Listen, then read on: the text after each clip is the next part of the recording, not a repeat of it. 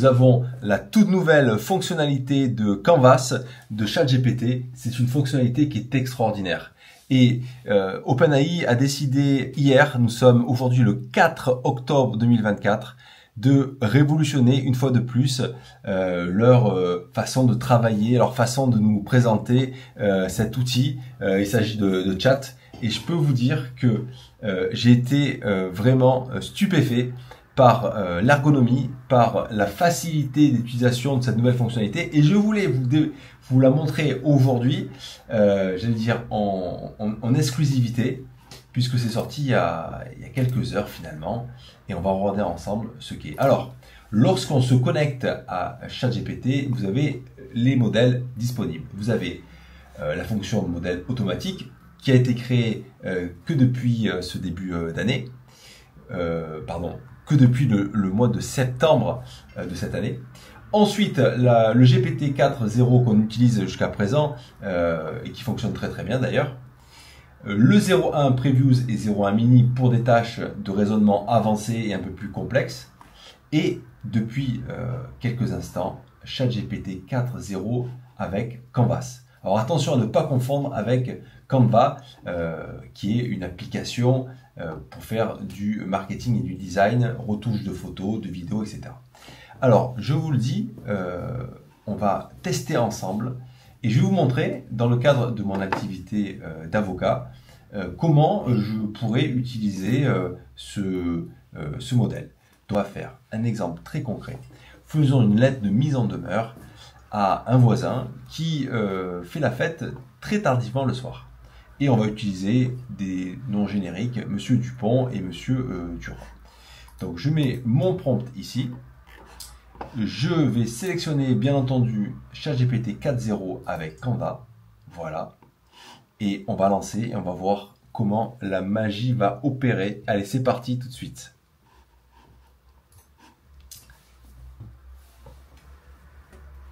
Donc c'est une fonction en bêta. Je le dis parce qu'il est possible que nous ayons parfois des erreurs puisque OpenAI est en train de dévoiler cette nouvelle fonctionnalité. Et là, vous voyez ce qui se passe en direct.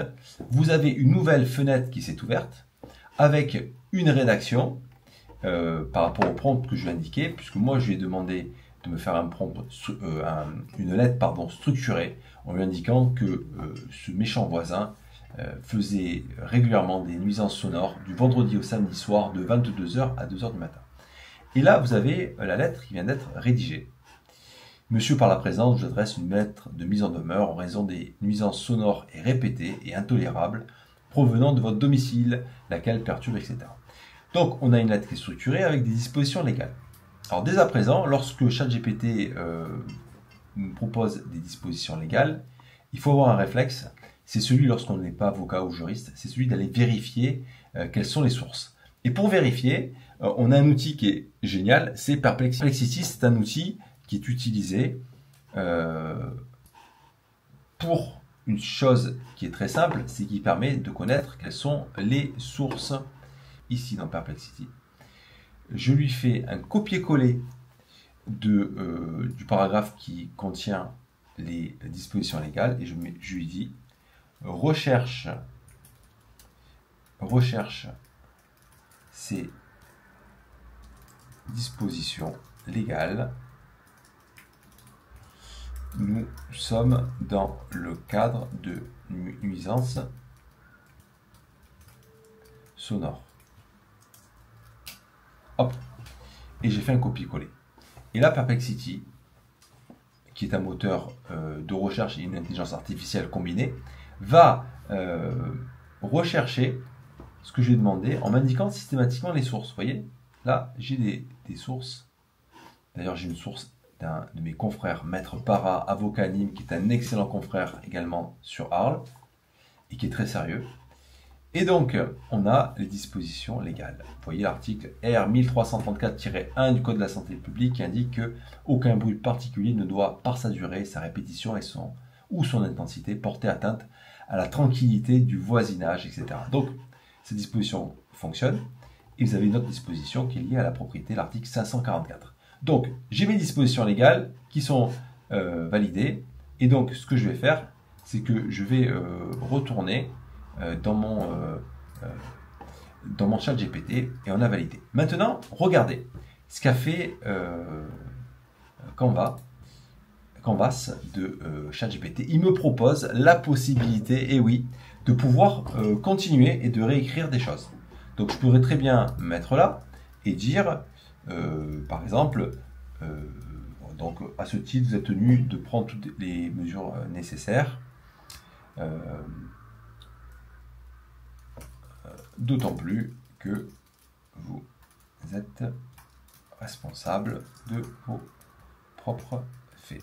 Bon, j'ai mis cela. Maintenant, je peux également appuyer sur ce petit bouton. Et là, vous avez plusieurs icônes.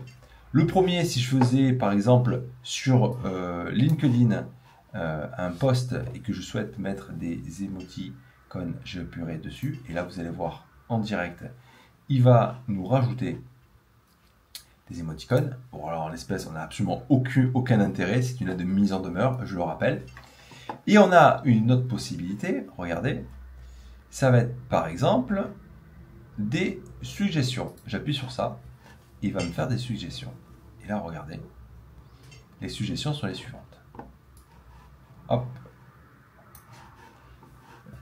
Donc, il va me proposer des modifications. Là, il me dit, considérez de simplifier cette phrase pour renforcer l'impact. Donc, il m'a proposé ça. Imaginons que les suggestions qu'il me propose me conviennent. Donc, je la sélectionne et je vais lui dire, applique ta suggestion. Et là, vous allez voir, c'est extraordinaire. C'est extraordinaire. Je le dis parce que on voit en direct ChatGPT travailler et modifier les éléments. Voilà. Il me propose un exemple de jurisprudence. Alors là, j'y mets des réserves parce que quand il propose des jurisprudences, elles sont pas toujours intéressantes ou parfois ce sont des fausses jurisprudences qui sont générées. On va quand même le tester et on va aller voir de suite dans Perplexity si la jurisprudence qu'il me propose est une vraie jurisprudence et surtout qui est adaptée. Alors, hop, jurisprudence, je fais un copier-coller, je le prends, je retourne dans Perplexity et là, je demande de recherche cette jurisprudence. Il va faire le job, Perplexity. Et vous voyez, souvent lorsque on travaille, on fait des allers-retours entre cette intelligence artificielle qui est ChatGPT, qui est une intelligence artificielle extraordinaire, je le dis, et également Perplexity qui permet de combiner. Et là, en effet, la jurisprudence, elle est bonne puisqu'elle parle de troubles anormaux du voisinage, etc. Donc, ChatGPT n'a pas fait d'erreur. Donc, je valide, je prends. Et je peux, regardez, sélectionner et éditer. Et on peut mettre en gras. On peut également mettre en italique. On pourrait, par exemple, si je voulais mettre ici avant objet, hop, lettre de mise en demeure, je pourrais directement sur le fichier tout simplement mettre un titre. C'est intéressant lorsque vous faites du blog. Les H1, H2, H3 pour ceux qui font de la rédaction de blog, vous voyez, c'est quelque chose qui est très intéressant pour le modifier directement. Et on va continuer dans le cadre de l'utilisation. Vous voyez, on a la possibilité là de pouvoir par exemple agrandir le texte. Vous voyez, donc là, je vais demander à ce qu'il y ait un peu plus de détails et on va rallonger. Et sur le côté gauche, vous voyez qu'il est en train de travailler et il est en train d'augmenter la rédaction. Et ça peut être très intéressant sur des textes un peu plus techniques, sur des conclusions par exemple, des assignations, des actes juridiques, de pouvoir développer l'argumentation en lui demandant. Donc voilà, après on va vérifier. Je peux également, par exemple, lui demander un niveau tout simplement de vocabulaire. Je pourrais descendre ici, j'aurai un niveau qui est destiné à des enfants en maternelle, lorsque je dois faire des présentations, des explications, une vulgarisation d'informations, ou bien augmenter le niveau, high school, collège, et là on est sur la faculté de droit. Donc je marque cela, et il va une fois de plus réadapter le texte C'est extraordinaire. Je vous le teste en direct. J'ai essayé tout à l'heure de faire des essais. J'ai trouvé ça extraordinaire. Et là, vous voyez en direct le résultat qui apparaît et qui est un résultat d'une certaine qualité. Je suis vraiment... je suis bluffé. J'ai pas d'autres mots. Je suis bluffé. C'est vraiment extraordinaire cette nouvelle fonctionnalité. Et on pourrait également...